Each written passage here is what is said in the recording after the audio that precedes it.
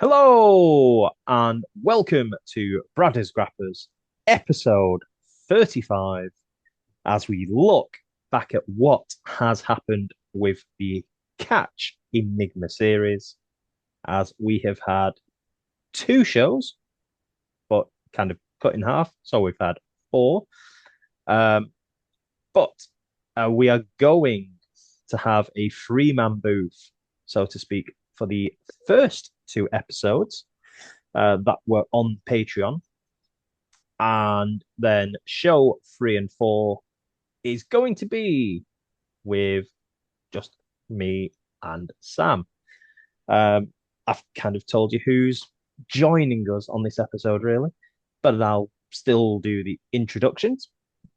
So, first off, we have our unofficial, official co host in Mr. Myles Smith. Good evening, Myles. Good evening. Yeah, I was going to try to think of a catch joke, but didn't didn't I- work. you've got plenty of time. What's the catch? Yeah, catch as catch can. Uh, and also uh, making it almost 2 days in a row now. We have from rambling about wrestling the better half of the duo, because I can say that, because Jack just ignores DM messages. He doesn't, but I'm just saying that anyway. We have Sam. Good evening, Sam. Good evening. It's nice to be here. It's nice to catch up with you both. Hey, Females, that's how you do it. that's how you do it. Smoother than John's dancing to Lana Austin, which we will mention later on. So, um, Catch Pro Wrestling have been doing a special residency at the Red Arches in Manchester City Centre, which is kind of on the border of Cheetham Hill. And of course, we've had the success of the Enigma series last year. So, because they've got residency, they have filmed two shows and made them into kind of like two separate shows, which gives you four with one show to come in a couple of weeks' time. So we will touch on the two groups and then I will explain the rules for those that do not know. So the Enigma series has two blocks, A and B. I'm waiting to see if anyone actually does this. Block Uh, A, the, A, block Okay, B. block A, block B, block B. we haven't got to it yet. uh, the rules, as Mark Adams told us, are they are 10-minute time limits. 10-minute time limit. You get 2 points for a win, 2 points, 2 points, 2 points, 2 points. one for a time limit draw, Time limit One draw. point, 1 point, 1 point. nothing for a loss, which he doesn't actually say. Uh, but if you are counted out or get disqualified, you get -1. Minus Minus one. one, minus one, minus one. So looking at the two blocks, in block A, I can't do Block A, it. block A, block A. you've If you only got want, one. You've only got you, one jobs, guys. Come on. I'm Uh, not doing it. I'm not- you've got Kevin Lloyd, Hey, Declan McCarthy, boo, Henry Faust, hey, and Keinen Krishna. boo. And in block B, Block B, block B, block B, block B.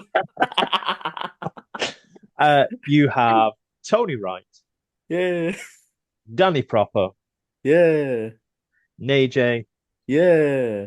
and Adam Bolt. Boo. So that is effectively the rules and who are in the separate blocks. However, before we started this year's Enigma series, we were joined by Steen, who cut a promo ahead of his dog collar match with Ian Skinner at the end of. It's not this month, is it? It's May. Yeah, next month. May 25th. 25th, yeah. Bank holiday Monday, because I have so much going on that weekend. So Steen comes out, says when he first came to Catch Pro, he said there wasn't enough violence in the company, which we then had the crowd chanting murder and violence. He asks where Skinner is and says he may have to wait till May to have his soul and also his blood. Then goes on to say that if he comes to the Red Arches, that he will be painting the venue with Skinner's blood. Not a bad promo. It kind of did what it needed to do. Nothing fancy, just kind of set the scene. Mark Adams then gets in the ring, lays out the rules for the Enigma series, blames certain people for booing when we didn't. And then we went into the opening match of the Block A's, which was Kevin Lloyd against Declan McCarthy. So a few notes on this before we throw it open to Myles. Really good technical contest, very hard hitting, as you would expect with these two. Lloyd has Dec in a bit of trouble as he applies an armbar from nowhere. Declan then hits hard, and then whips Lloyd into the corner 3 times while still having control of the wrist. Sexy Kev then hits 3 German suplex, tries to apply the armbar again, but even though he does it, he can't lock the fingers to really kind of cinch it in. Kevin has Dec in a kind of like an kind of like a hammerlock in a sense. But McCarthy reverses it, throws Lloyd headfirst into the middle turnbuckle, and from that point, just grabs Lloyd into the center of the ring and hits a massive power bomb to record 2 points for Block A and come out the victor. Myles, what was your take on this before we go to Sam? My thoughts on this match was it was a very, very physical encounter. Dec looking really strong in this match. Kev just equally as strong. 2 absolute workhorses of Catch Pro Wrestling. In the first match of the show, thought Kev was looking really strong in this match. The suplex sequence he did, where he got the suplex Kev chant, that was great. Yeah, Kev was on fire. Dec was hitting some nasty elbows and like lariats. He just looked on fire. Both guys looking like they were going to pick up the 2 points. Dec coming out with a win with an absolute brutal power bomb. It looked like it actually knocked Kev out. Yeah, and I think it moved. It looked like it moved the ring slightly as well. Yeah, because I was sat on the little sofas. Weird setup, but yeah, watching it up close and personal, it just looked brutal.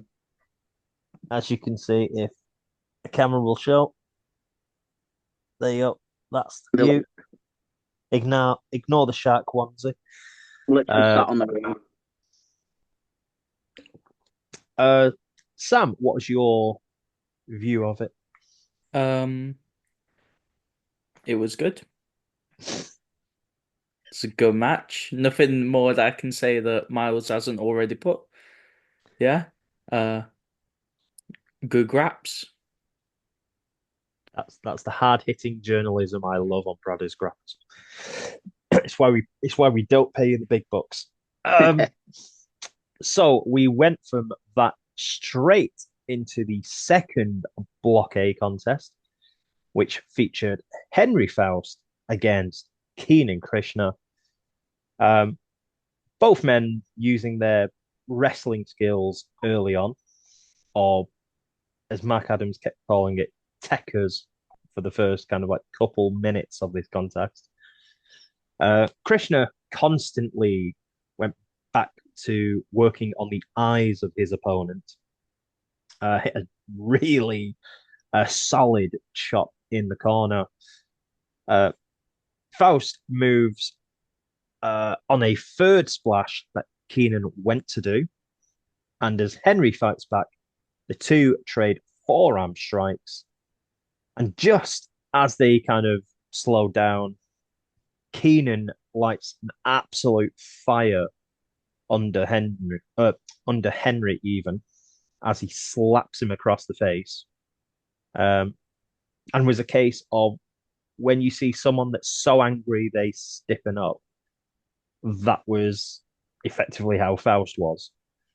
To which we see two clotheslines, a high angle suplex, and then a phrase I am now using on the lines of the best thing to come out of Hull since Dean Windass, which Alexis Falcon uses.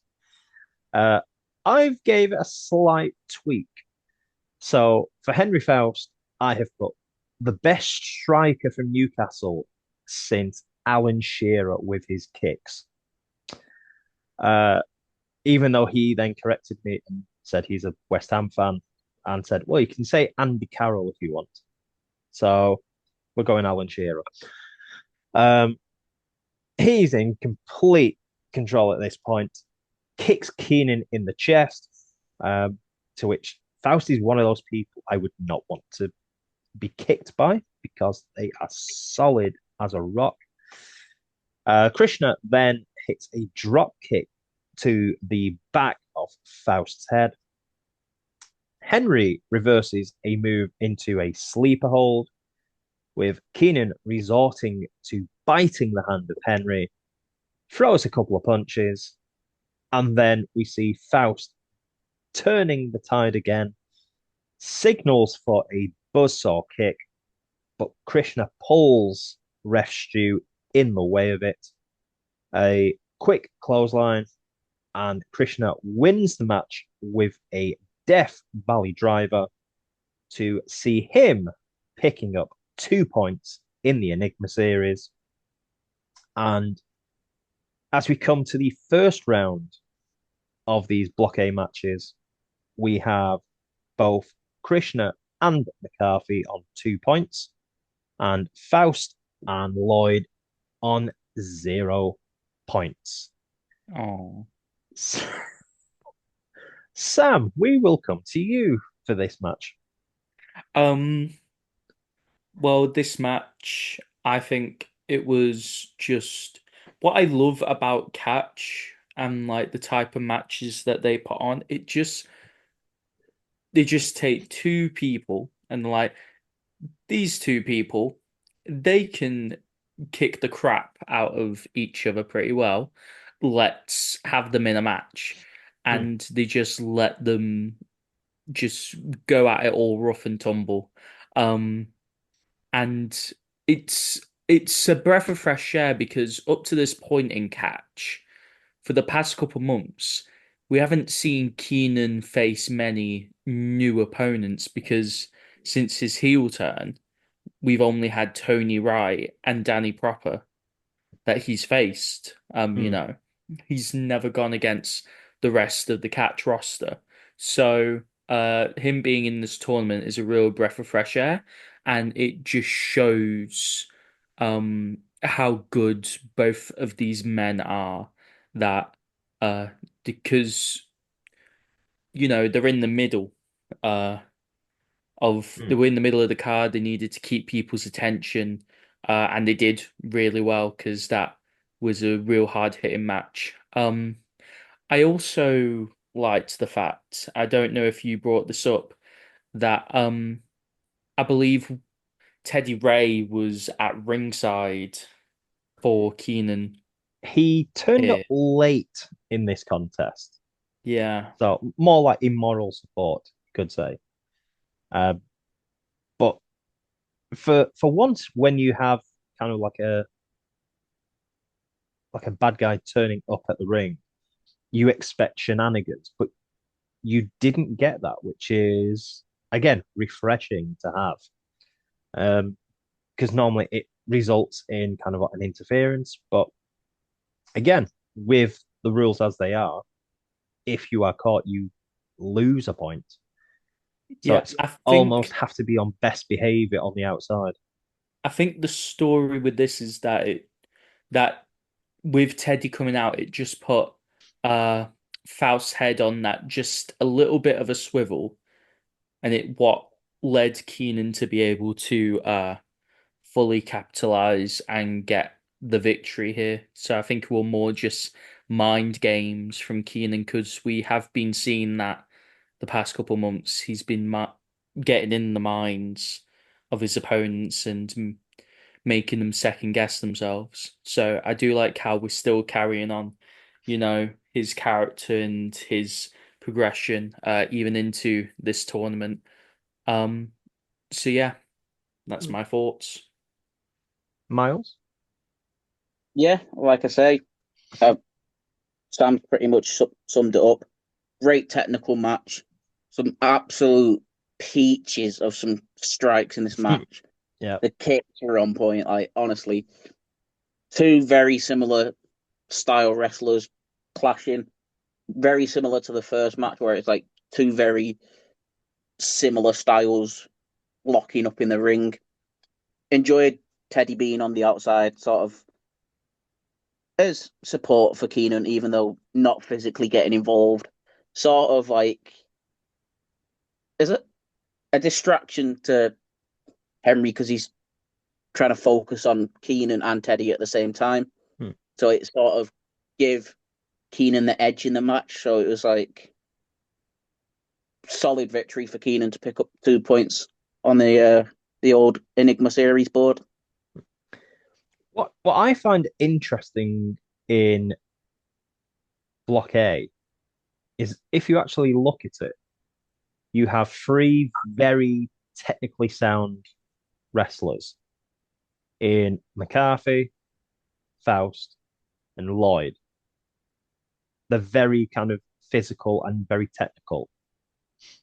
You have Krishna, who is not very technical. He's more, I suppose you'd say he's more kind of the speedier of the four. Uh, and as we'll kind of come to, looking at this block, you probably may not have put Krishna as leading or in the top two at this point in time. But what it has done, it has thrown up some interesting results so far. More of which we will touch on a bit later on when we come to the second round of matches. We then had our main event of show number one, or episode number one, if you will. And this was for the Catch Women's Championship as Lily Winter defended her title against Melissa Fierce. And this, I thought, was a really good contest. So the notes, as I have them. Melissa has Lily's head trapped between her legs, having got out of it with a very good technical move. Winter fires back and hits a gut wrench suplex on Fierce. Melissa then launches Lily into the corner and continues to have the upper hand. However, it sees the champion having to really fight tooth and nail in this contest as she hits a sunset flip for two.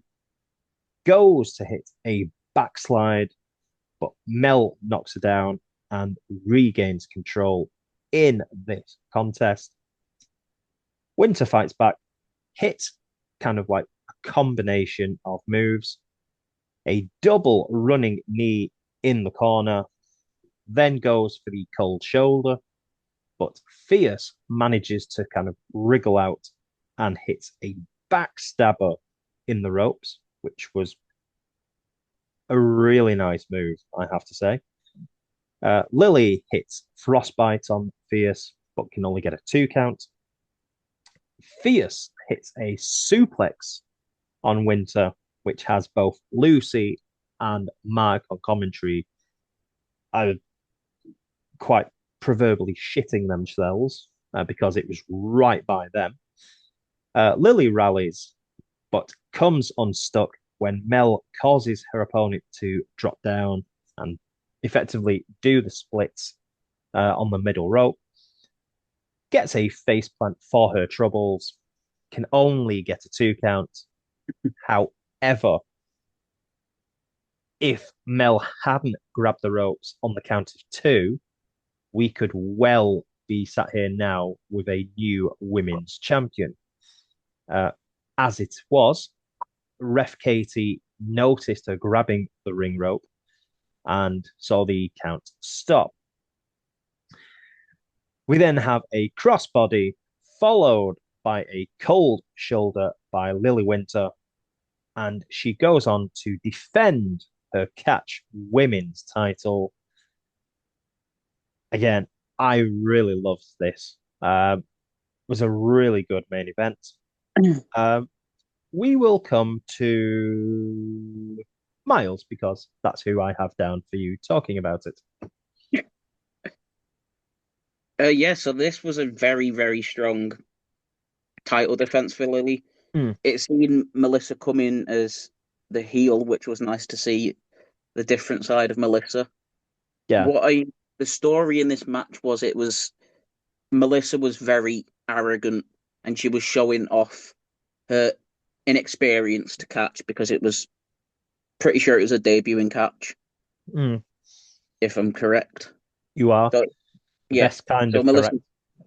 Melissa's debuting catch. So she showboating to the fans, very cocky, very arrogant. I loved how in the match she was just shouting to us, like getting clips of the match. Have you got that? Have you got that? Yeah. Did you get that?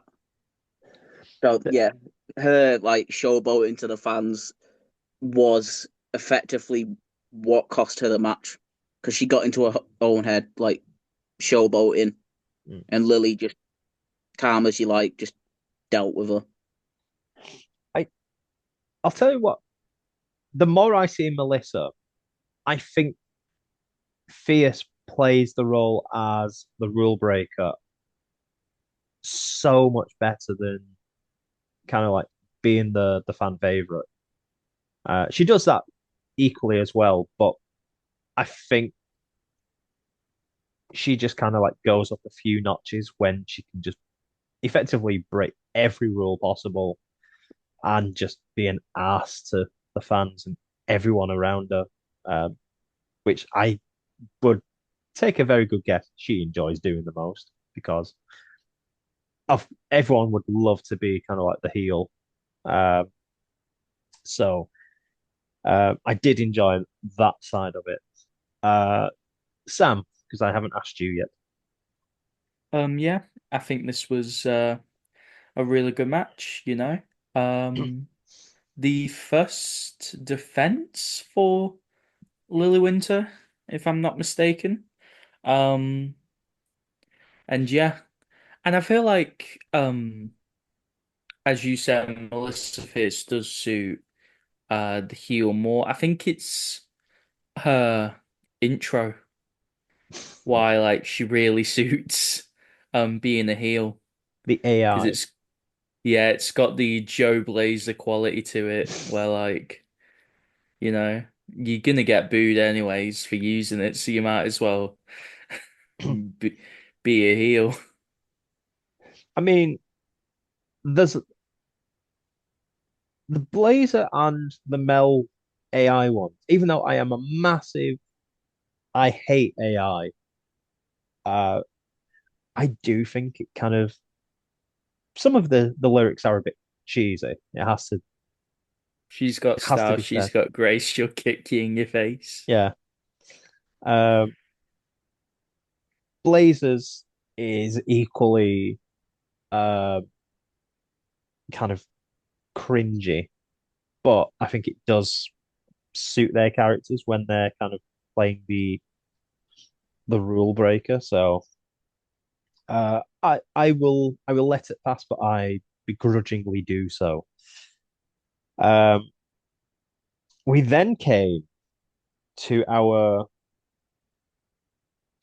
technically main event, though it wasn't really a main event. Um, to which we had the catch champion in Scott Oberman coming out to choose his first title defense. Uh, he comes out with his extra long entrance, then decides to do a full lap effectively of Cheetham Hill before returning to the venue. Asks the crowd should they do one more lap, to which everyone kind of starts chanting one more lap, one more lap. Um, Even though I think we were all chanting to lock the door so he didn't come back in. Um, I did find that quite funny. I thought it was quite a humorous bit. Eventually, though, Oberman tells us that catch management have gave him the option, surprisingly, of choosing his first challenger. That's since he took the title off Scotty Rourke. He informs us of all the accolades he has won in the past 12 months. And then says he wants the he kind of scours the massive crowd that was in on this particular night. Um, and then we get the crowd chanting for certain people. So we have a massive chant for Jeebus, who kind of laughs it off and thinks, no, don't be stupid. Then there's a chant for Ant, the editor, who is almost effectively attached at the hip with Scott, considering He's basically Scott's payday. yeah, he's almost like his PA, but in video form. Then it switched to Mark Adams, and Mark very quickly got out the ring. Uh, Lucy Simon on commentary, and as soon as the Lucy chant started, she told everyone to fuck off. And then Pele got chanted, and he gave a cheeky little wave to Scott, and I almost had Scott breaking character for a brief time. And then we had one or two people chant Solomon, which didn't particularly get as much traction as the others did. But eventually it had Scott picking out a skinny dude that was in the crowd. Skinny dude, skinny dude. Yep. Told him to who he was, and he introduced himself as Riley Myles. Scott goes on to kind of talk to him a bit more, says, make a name for yourself. Myles then pushes Scott. Scott pushes Ref Katie. And as the bell sounds, he kicks Myles square in the balls, kneels on the chest of his now fallen opponent, and gets the 1-2-3 in probably about 6 seconds. And that effectively ended show number one. It's what did we think of the segment? I thought it was quite a clever segment, to be fair, pulling this unknown face, because we all thought it was just a fan. We didn't realize he was actually a wrestler. But looking that his career, he works for House of Pain in Nottingham. So yeah, this guy is like sort of fresh. I don't know how long he's been wrestling for. I think he's only been wrestling a couple of years. Okay, yeah. He's only been wrestling for 2 years. So this kid's like very fresh to the scene. So getting to see him get in the ring with Scott, even though it was for like 6 seconds, it was quite a nice touch. It was nice to see. Yeah, it was a quick title match, but it was cool to see somebody stepping up to take on Scott. Somebody brave enough to take Scott on. Got kicked in the balls for his defense, but good on the kid. Hopefully, we see him again. Sam? Yeah, I feel like each day Scott is leaning more into the comedy heel aspects. Because like he used to be all serious, but now he's just a goofy lad, isn't he? I always like seeing him smile. It's like seeing a cat and dog get along, or like seeing I don't know, something that isn't supposed to happen. Like, it's just like, a sight to behold. So I like when he's a little goofy. So I love the entrance. And then the sure we didn't get much of a match, but I think with how long that first night went, maybe it's good that we got a small match because it tired everyone out by the end of it. Well, there is a good kind of reason, which we will come to, why it was so long. As we enter episode 2, and has Mark Adams welcoming us to the Red Arches in Manchester. And yet again, as he goes to tell us the rules of the Enigma series, we see another interruption. This time coming from the super athlete in Troy Ryan, as he informs everyone that the rankings are out for the catch title, and there are 2 names at the top of it, one being him and the other being Brady Phillips. To which the last catch show saw Phillips and Ryan going at it, and had Phillips coming out on top after low blowing Troy Ryan to take victory on that occasion. So this sees Troy Ryan calling out Brady Phillips. Phillips comes out, but not alone, as we see Riley Nova making his debut at catch.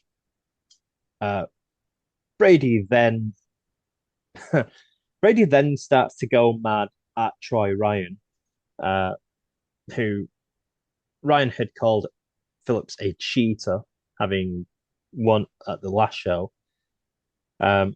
However, we have Brady telling Ryan, if we want to talk about cheaters, why don't we go in the back and prove it by pissing in a cup? Trying to claim that Troy's on the juice and that's why he's kind of so big, and has used this kind of insult at him a couple of times now, to which Ryan pretty much just laughs off. Myles, you want to make a point? I'll just pull you back to you said it was Riley's debut. He debuted at Hostile against Tony Wright. Hostile Part 2. I wasn't there. So for me, it's a debut. So it's a debut for you. Mm. It's his second And appearance. that's all that matters. So we then have Phillips and Nova then attacking Troy Ryan, having said that Ryan has no friends at all now. So they start to beat him down on a 2-on-1. That is till we get the police sirens going off. Not because it's in Cheetham Hill, but because we get the jacked stacked daddy in the man SHREDDY, who's been to Japan, if you don't know. He appears and sees him and Troy taking out Phillips and Nova. The crowd start chanting shredded meat, to which SHREDDY instantly jumps on and says, "Who here wants to see shredded meat tonight?" And the entire crowd go, "Yay!" Then says he wants a tag match with both Nova and Phillips. They accept a tag match, but said, "We'll do it later on tonight." So your main event for this particular episode is set in stone, with Troy Ryan and SHREDDY taking on the team of Brady Phillips and Riley Nova. What was our take on this segment? I thought it was quite a clever segment, to be fair. Sort of like having the two guys at sort of at the top of catch at the minute with Brady and Troy. Troy calling out Brady. Brady not coming along because he sort of fears Troy at the minute because Brady is Troy's number one target in catch. Troy wants to take Brady out. So to see them two beat up Troy, and then SHREDDY comes out for the save, which yeah, it was cool to see SHREDDY in Catch Pro Wrestling. Always love seeing the Jack Stat Daddy. I mean, I am a massive shred head. And having heard his music when we were stood outside, it never came into my mind that he was actually there. I said is SHREDDY here, but like I don't know like why it just slipped my mind that it was SHREDDY's music, and I Yeah. didn't realize he was actually going to be there. I was like, it was yeah. Even though I knew it was SHREDDY, sort of, it still caught me off guard. You know what it made me think of? The music when we was at the Union and we kind of like sat in the Union canteen thing and we were listening to all the music when they were doing the debuts on like show 2 at Future Shock, and we were trying to tell or trying to guess if we knew who the music belonged to.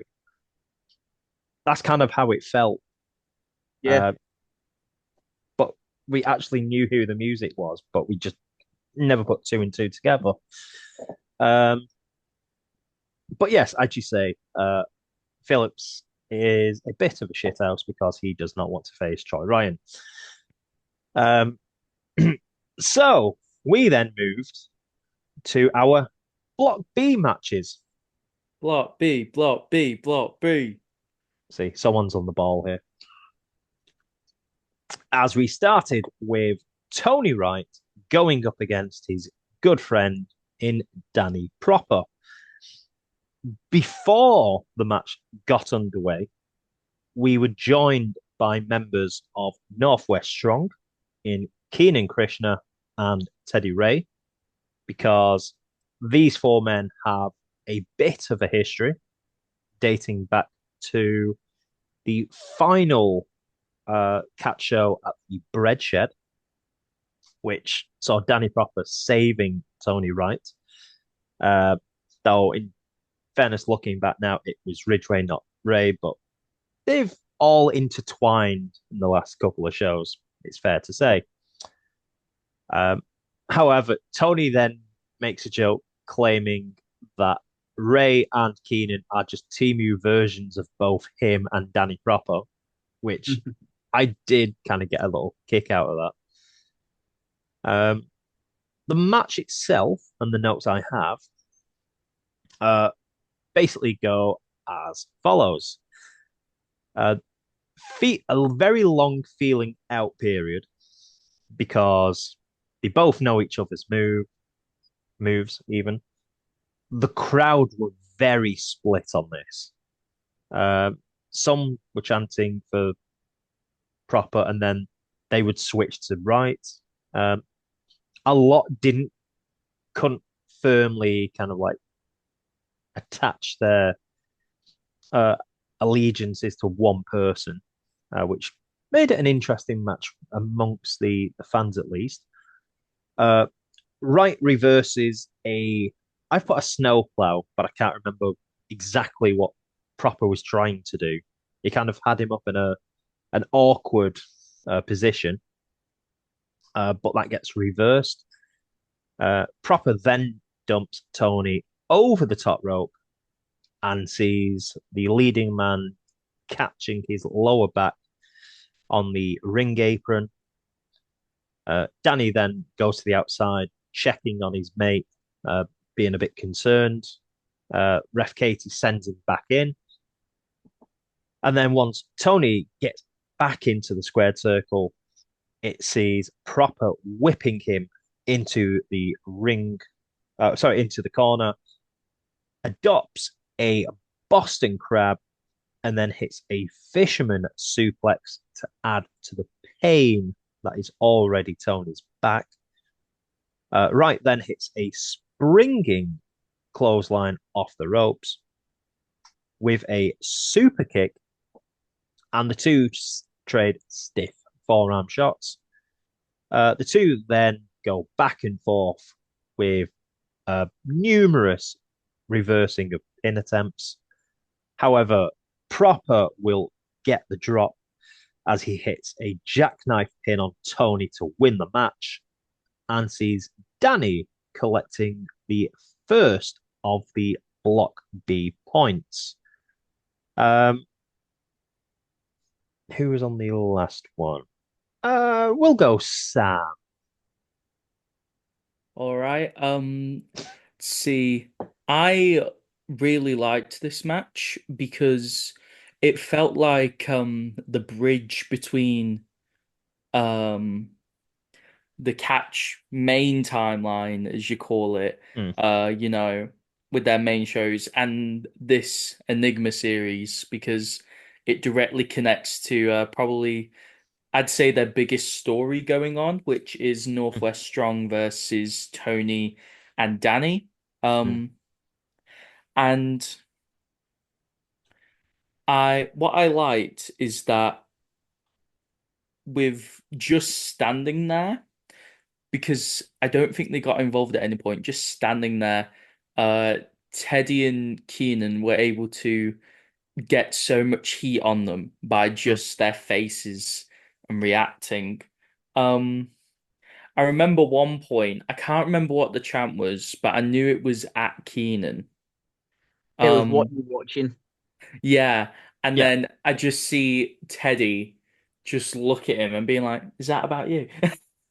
Just and then just smug as all hell when Tony does his back in on the floor. Mm. So and it was very good character work from all four men in this match, and it I really liked how they managed to still have the heel and face dynamic, even though it was a match between two faces by having them out, because Mm. that was something that I feared looking at Block B, Mm. because Block A, it's an even distribution, so uh most weeks you will have both matches be a face and heel.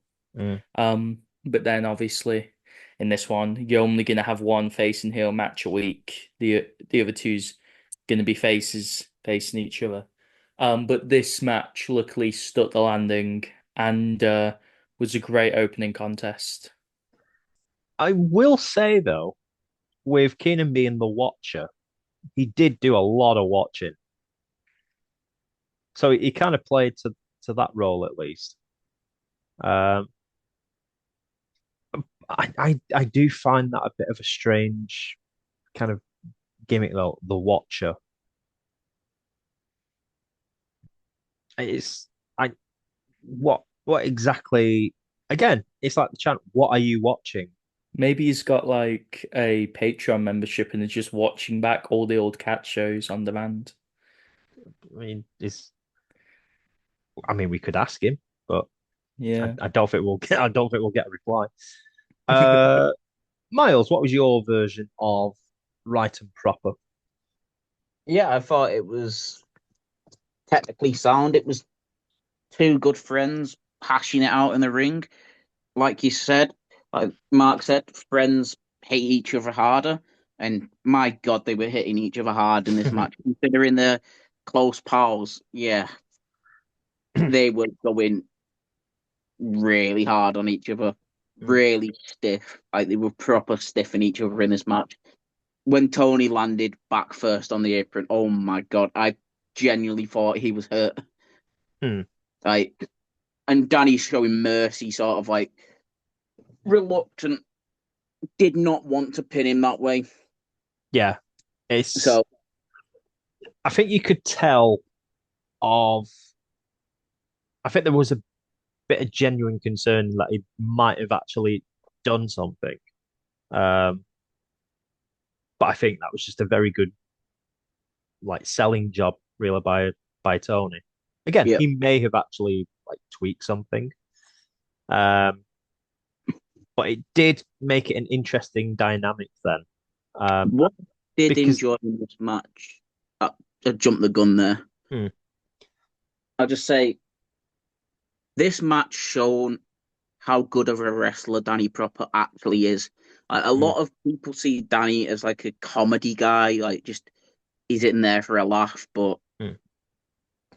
the Well, types of pins that he was going for, like the one sequence that I remember from that match was like when he floated over the top rope over yeah, Tony and flipped him onto his back. That was really, really, really good.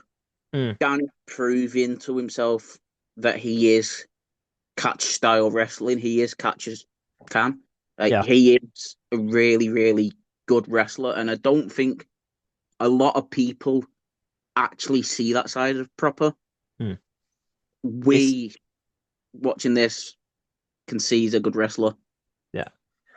It almost feels like if Proper had like a wrestling home, you would probably say Catch because he seems to fit in more with Catch, I feel, than any other promotion he's done. Because he's showing off his kind of like comedic stuff, uh, like he did at the Bread Shed. But also we've seen him be serious when he took on Scotty Rock and had the Grimsby Rules Oh yeah, the matches. Grimsby Rules match. Yeah, So I think what he does at Catch is just show that listen, I can be like a goofy son of a gun.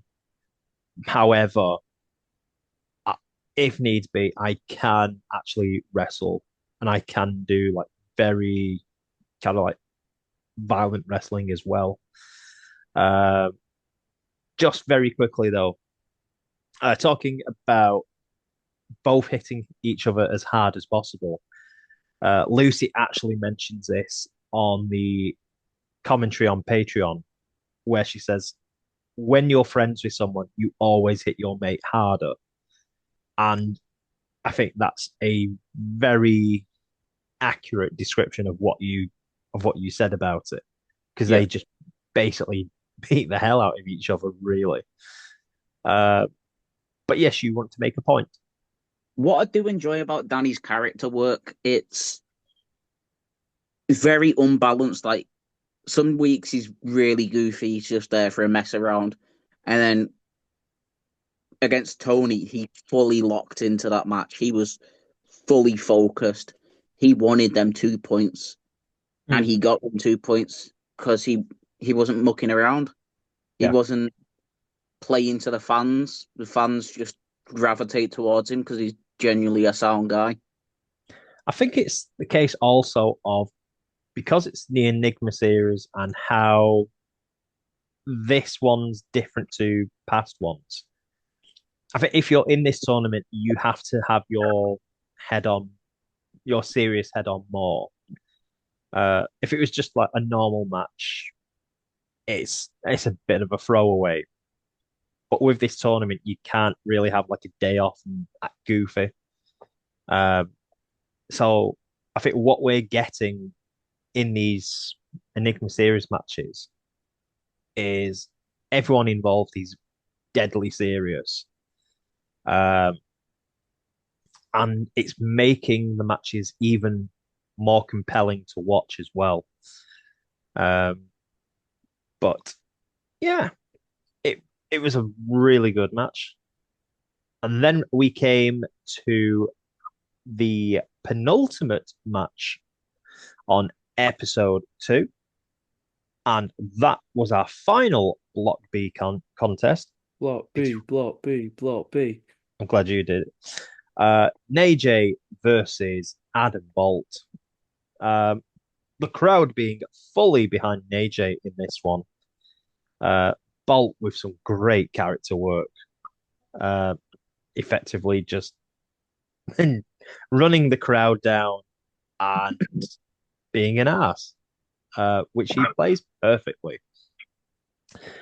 So the two do the whole one runs into the corner, the other follows, and then kind of leap backwards over their opponent who's gone too far running in.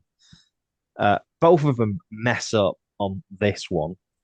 To which the first time I think it's Bolt does it where he runs into the corner, tries to go back. Nadjei stops thinking, I'm too smart for you to do this kind of like 3 times, and then smacks him. And then Nadjei himself tries the same thing, and Bolt goes, I know what you're thinking, and then smacks him back. We then see Nadjei doing a standing calf kick, a tiger feint arm drag, a gorgeous move, which we've now seen a couple of times from Bolt, where he jumps over the top rope and then jumps back and hits a code breaker.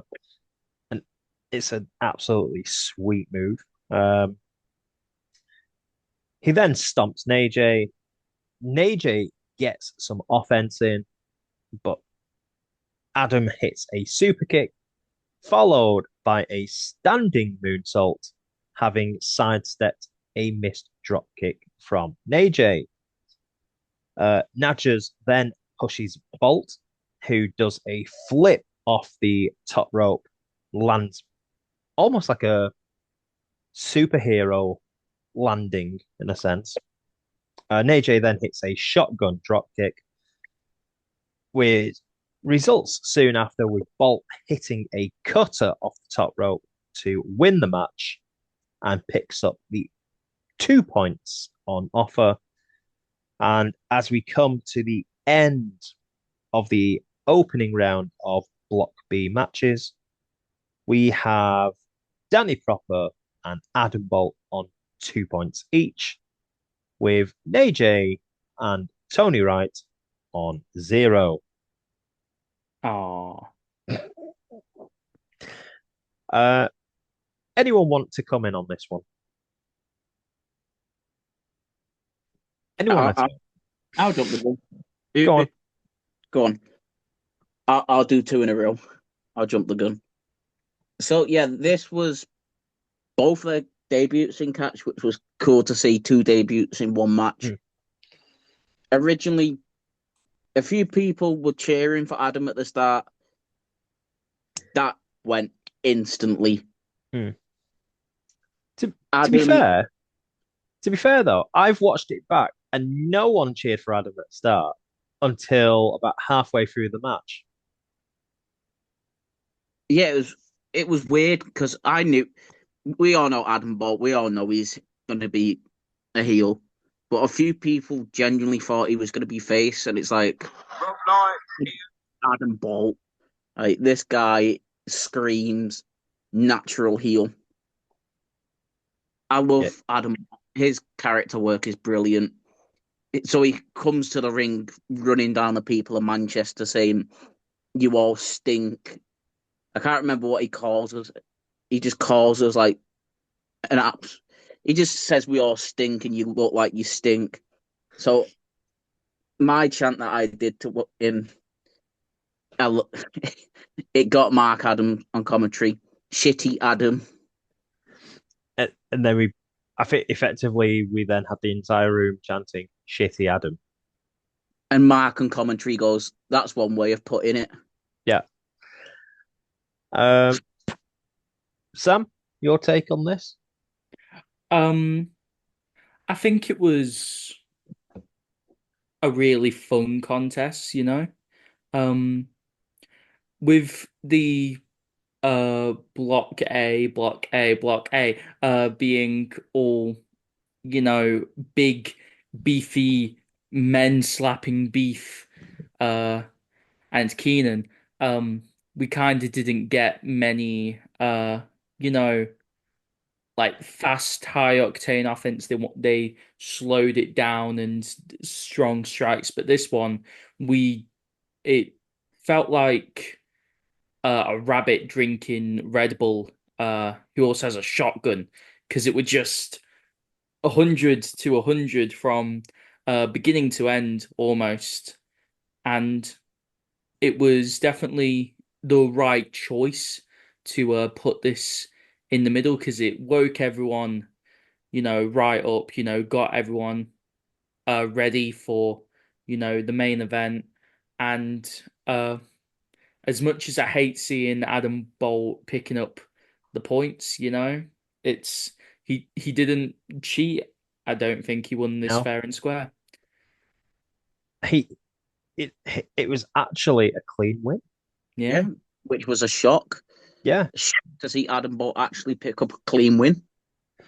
which I think in these matches you almost have to be very clean to pick up. Yeah, you have Uh, to be careful if you're trying to pick up a dirty win.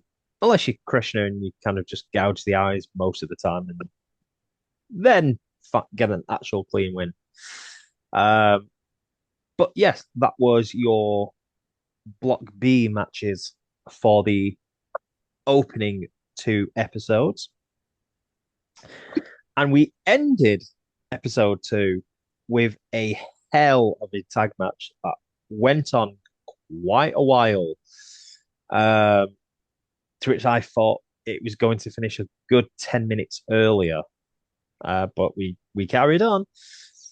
So it was Riley Nova, Brady Phillips taking on Shredded Meat in Troy Ryan and Shreddy. Oh, Lord, I have a fair few notes for this. So we have a lot of fan interaction before we even see a punch thrown in this contest. Lucy makes a hell of a comment uh, during the opening exchanges of this, where she says, "More meat than a butcher's and not suitable for vegans."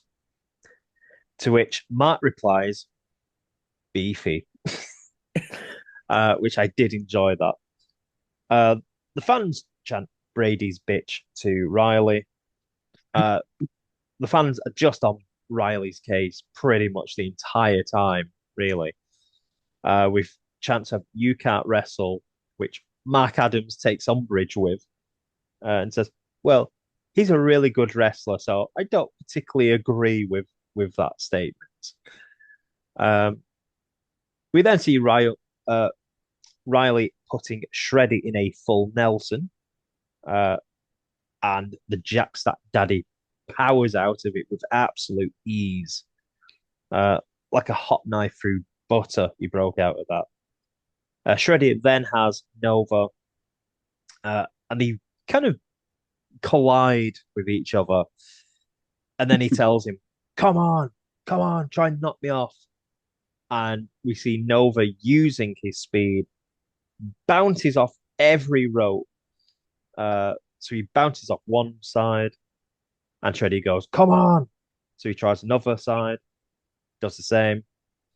And when we get to like the third or the fourth time, SHREDDY is down on one knee, looking knackered, and then effectively just powers, just hits a power move on him. But the man from Newcastle is just far too henched to be knocked off his feet. Brady then comes running in, and the exact same thing occurs. SHREDDY tells him, "Come on, have a run, try and knock me off my feet." However, on this occasion, Brady hits a running boot and knocks SHREDDY down to the mat. We then have Troy coming into the ring. Nova kind of evades him, goes to the outside, poses and taunts towards the crowd. SHREDDY walks right up behind him, picks him up, and throws him back into the ring. We then have Brady and Nova kind of grasping hands, like the Predator theme. Oh, sorry, the Predator meme, I should say. To which we then get Troy and SHREDDY redoing that spot moments later as they go to hit a double elbow on Nova. And I think they were meant to do simultaneous press-ups at the side of Nova, but there was a bit of a miscommunication and looked slightly off. Back to the contest, SHREDDY gets isolated as Brady Phillips. We see a bit of a miscommunication as Brady ends up in a tree of woe. Nova is then tripped up and gets pulled towards the ring post. But obviously, Brady's head is in the way. You can probably guess where this is going. So SHREDDY pulls Nova's legs towards Brady's face. Phillips then falls out of the tree on woe on top of Nova, and the two roll around on top of each other. Let's just say a 69. Let's just call it that. Because that's pretty much what it was. The two of them have like a mini tiff. Troy then gets taken out by Phillips behind the ref's back as he's sent into the ring post. There we have so many spots. Brady and Nova combine for a super kick and a lariat on Troy Ryan for two. Ryan then avoids a suplex from his opponents as he suplexes both Nova and Phillips as he hits a suplex of his own. SHREDDY comes in, hot tag, splashes both men, and then hits a... I can't think what the move... I've put a Vader move where he basically jumps on bottom rope, middle rope, and kind of splashes down on you. The fight goes to the outside. Troy flies like an eagle through the ring ropes, grabs Brady, and moments later we see him making a massive hole in the red arches as he launches Brady into the wall and makes a massive hole in it. We then have Ryan is an absolute monster dominating this match and looks on course to win. Nova takes a run at him, but gets his leg caught in the ring ropes.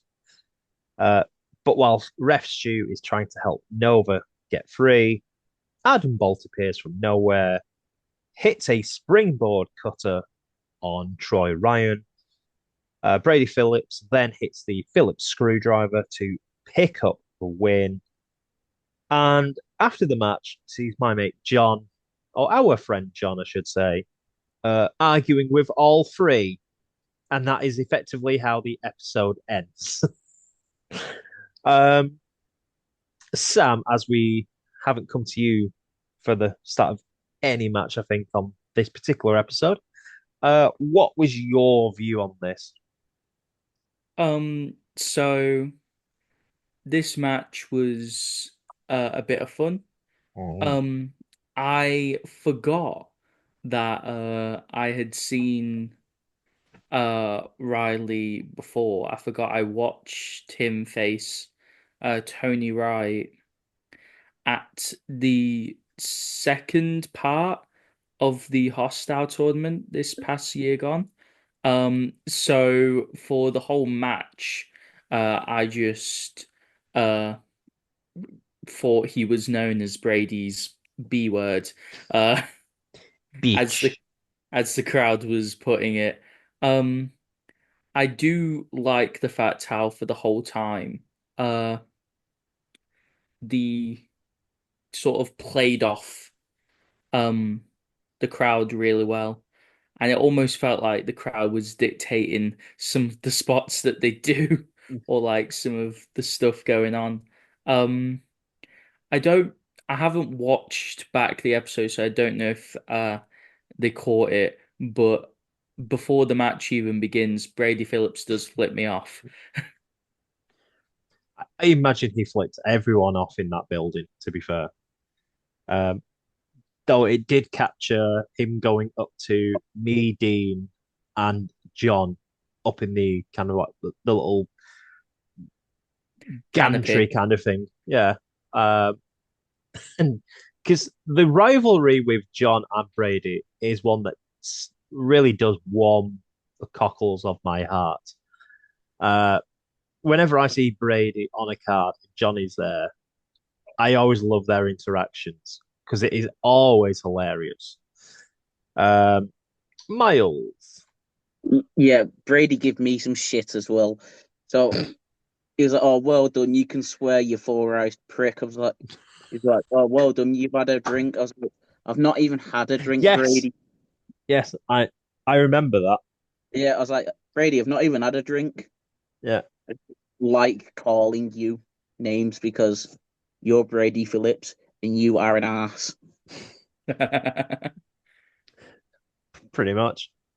Um, I I really enjoyed this match. It was a whole lot of fun.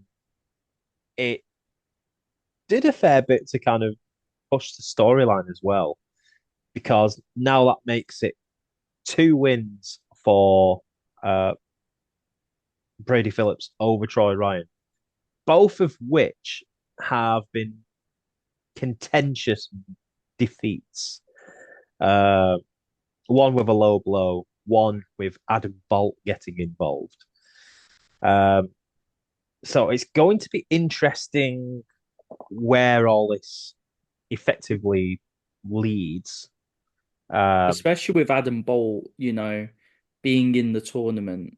Mm, It's interesting to see how that factors in. So yeah, I'm really looking forward to what's next for the Brady bunch. oh God, no! Please don't suggest that as an idea, please.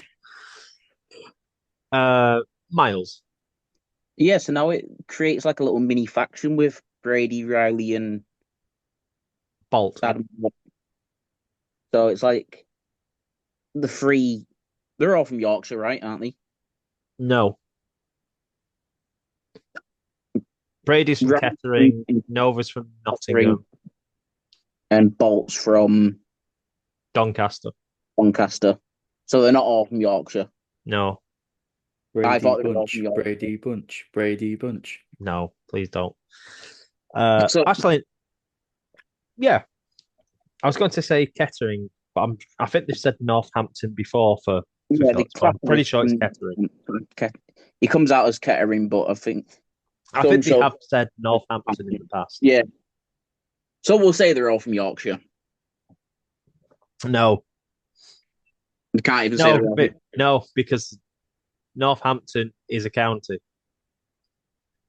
No, so we Not can't. York. It's not Yorkshire. It's it's effectively like saying Liverpool is in Birmingham or the West Midlands. Right, so the three guys then they're not all from Yorkshire. The three guys that work in Yorkshire for House of Pain. There you go. The Or- faction name is just the Three Guys. Or another way to put it, which can alienate more things, is like saying the Wirral is in Liverpool. All right. Okay. And that's how you win.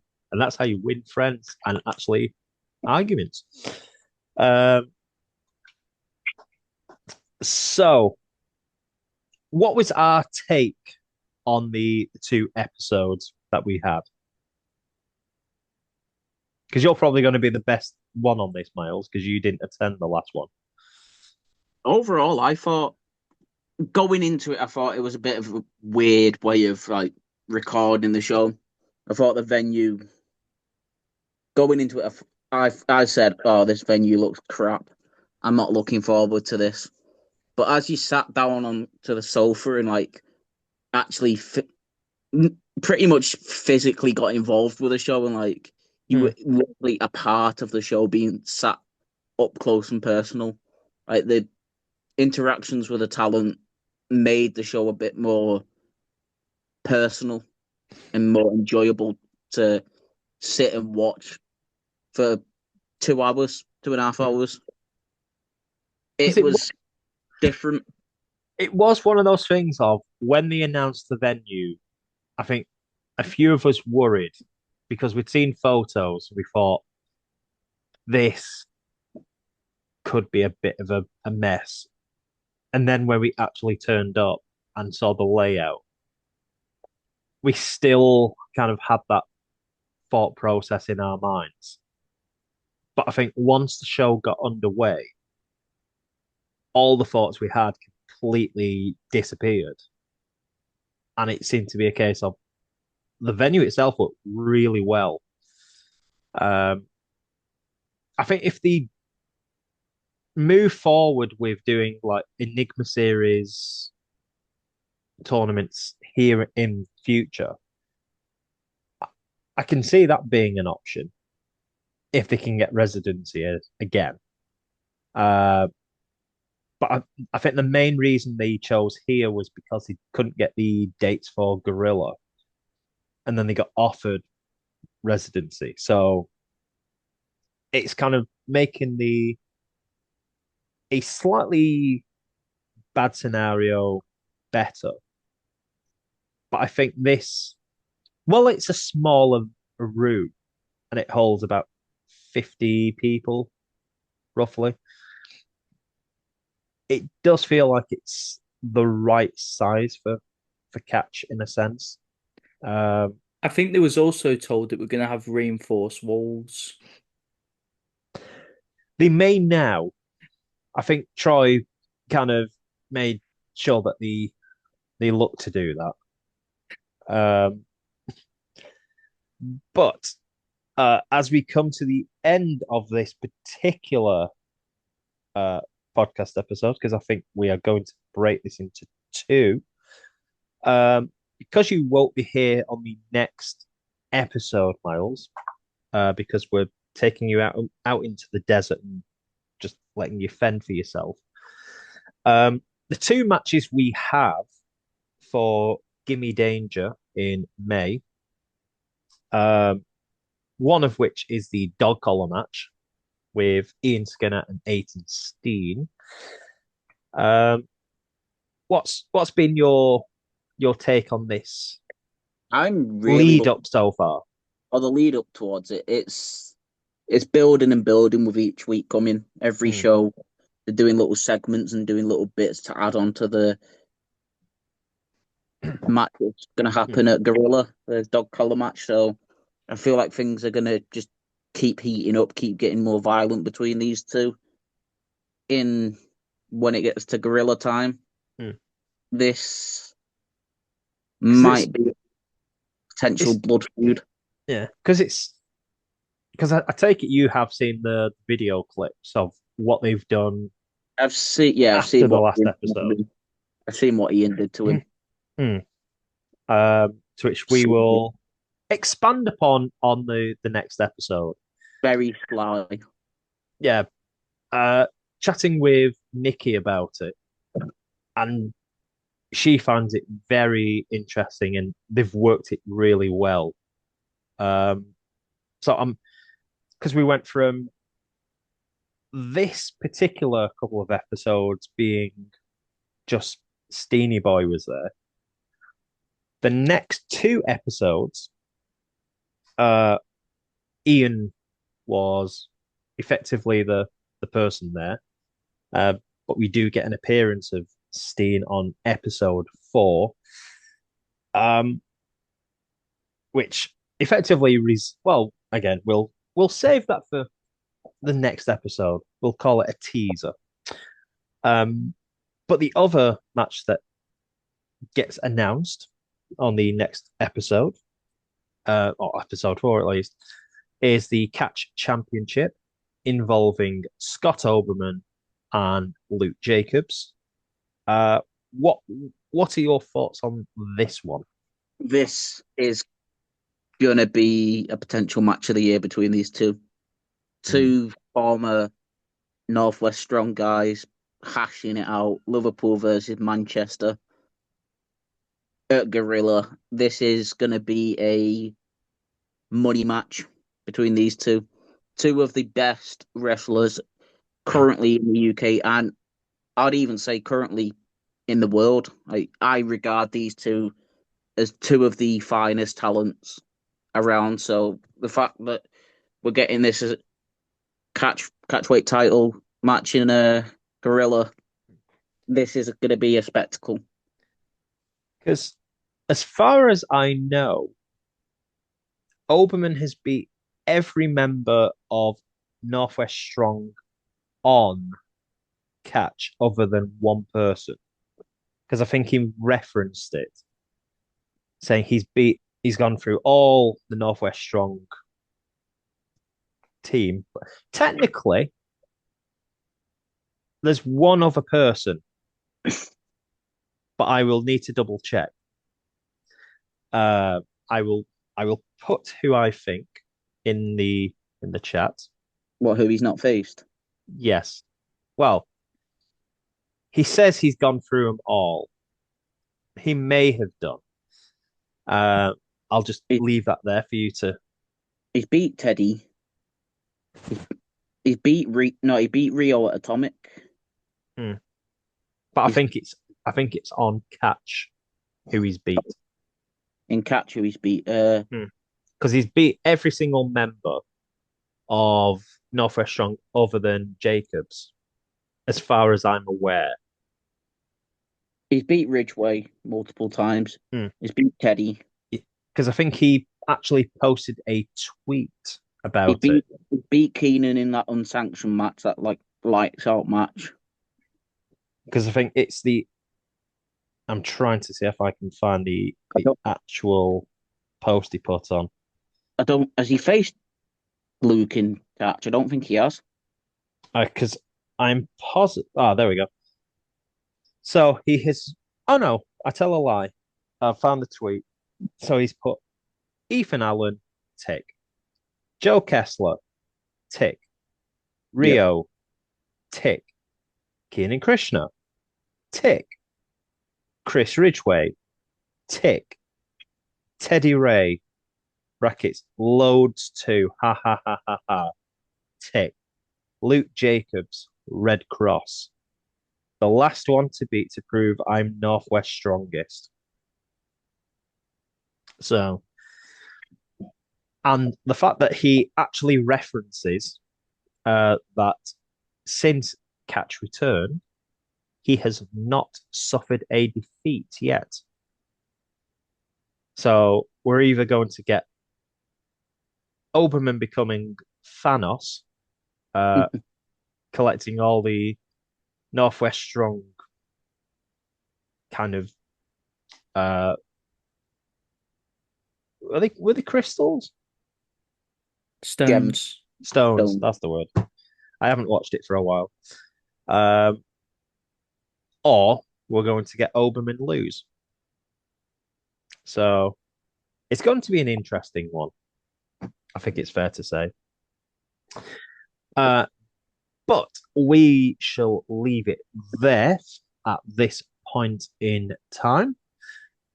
So for now, at least, we will let Mr. Myles Smith head off. Again, I say this every single time. Would you like to plug anything? No. A toaster, perhaps, or a TV? I'll plug a toast. There you go. A piece of toast. Brown bread. Brown bread. Dead. Anyway, that is it for episode 35A, as I will call it. Because we have 2 more episodes. A. You know what? I didn't actually think of that, and now it's actually genius that I've thought of A and B. I'm going to say it's a moment of genius, but it's pure fluke. But yes, thank you to Myles, and hopefully you catch us on 35B. B.